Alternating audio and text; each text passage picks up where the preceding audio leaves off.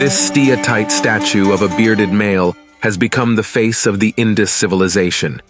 It was discovered in Mohenjo Daro in 1925, buried at a depth of 1.37 meters by the archaeologist Narayan Dixit in the DK area of the city. It was found in one of the passages below the floor of a room considered to be a hammam, or a bath. Archaeologists believed it probably rolled in there when the walls collapsed. Dubbed the Priest King, the statue measures 6.9 inches by 4.3 inches.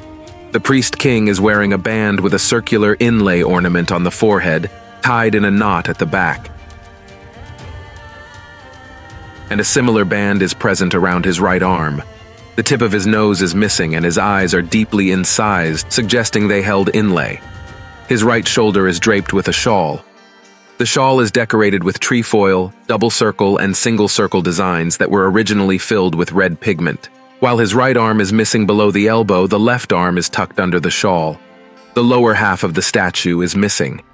Based on observations of male statues excavated in and around the area, it was inferred he could be seated in a yogic position. The hair and beard on his face is well represented by the combed lines, but such lines are missing on the mustache, suggesting maybe the statue was incomplete. Also, the smooth slant at the lower top of the back of his head is a flat surface without hair, indicating maybe it was meant to be the location of a more elaborate headgear. Why was it called the Priest King? Because only a person of great authority would be immortalized in the form of a statue, and in ancient times, only priests and kings held such great power. This might be true if the statue represented an actual person, but we don't know if it did. Also, John Marshall, the then chief of the Archaeological Survey of India, mistakenly believed that the Indus civilization was a part of the Mesopotamian civilization because of their close trade relations. Priest kings were known to exist in Mesopotamia, and therefore he was led to believe that this statue probably belonged to a priest king of Mohenjo Daro. Later, Marshall realized that the Indus civilization is a completely independent civilization. It is an Indian civilization, and the statue reminds one of ancient Indian rishis, or knowledgeable individuals who are generally depicted as sitting in deep meditation. Such rishis were known to guide and advise kings in Indian culture. Even the kings bowed to them. That made everyone accept the priest-king title easily. Indus civilization scholar Srinivasan Kalyanaraman has identified this statue as that of belonging to a priest called Potter or purifier in English, who assisted other priests known as Ritvij in Vedic fire rituals. All such priests wear headbands and are seated in positions similar to the priest king of Mohenjo Daro. Srinivasan Kalyanaraman's identification is based on the headband of the priest king.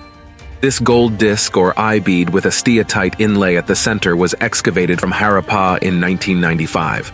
We do not endorse or reject this view. However, this does not go with the theory that the Vedic religion did not exist in the Indus civilization. It came after the demise of the Indus civilization. We will discuss this in a future video.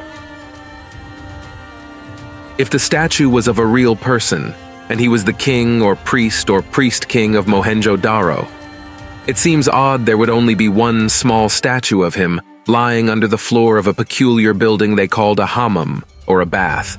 Some archaeologists believed the priest king was one of many fallen subjects who had their statues broken and defaced after they lost their prestige. Maybe the statue was of a spiritual guru, not as powerful and mighty as some priest king, but someone who attracted people with his teachings and techniques on yoga and meditation, as we see in India today.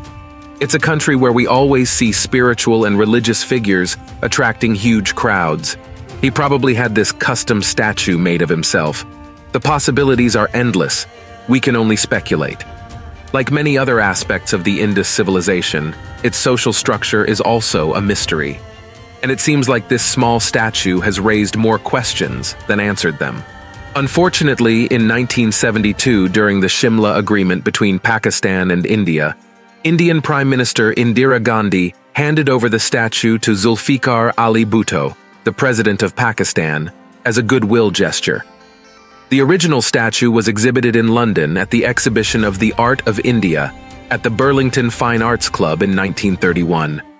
A replica of the statue is on display at the National Museum in Pakistan. No one knows where the original is now. It wouldn't be surprising if it has been sold by cash-stripped Pakistan.